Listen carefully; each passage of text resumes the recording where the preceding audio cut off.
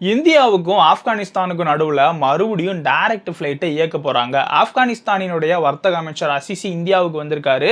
இந்தியாவுடனான அந்த வர்த்தக வழித்தடத்தை எப்படியாவது நிறைய விதங்கள்ல புதுப்பிக்கணும். பாகிஸ்தானை நம்பி நம்ம இருக்கக்கூடாது அப்படின்றதுல ஆப்கானிஸ்தான் உறுதியா இருக்காங்க.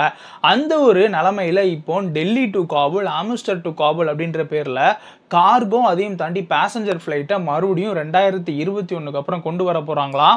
இந்தியாவில இருந்து நிறைய தொழில் முனைவோர் வந்து ஆப்கானிஸ்தான்ல இன்வெஸ்ட் பண்ணுங்க, ஃப்ரீயான லேண்டு, நீங்க இந்தியாவில இருந்து கொண்டு வரக்கூடிய தொழிலுக்கு தேவையான ரா மெட்டீரியலுக்கு வெறும் 1% டாரிஃபு, ஐடி, மருத்துவம் அதையும் சார்ந்து பல துறைகள்ல குறிப்பா மைனிங்ல இன்வெஸ்ட்மெண்ட் பண்ணுங்க அப்படின்ற மாதிரிலாம் ஆப்கானிஸ்தான் இந்தியாவில் இருக்கக்கூடிய இண்டஸ்ட்ரியலிஸ்ட் கிட்ட கேட்டிருக்காங்க. ஏன்னா இது ஆப்கானிஸ்தானுக்கும் ஒரு மிக முக்கியமான பிசினஸ் ஆப்பர்ச்சுனிட்டியா இருக்கும்.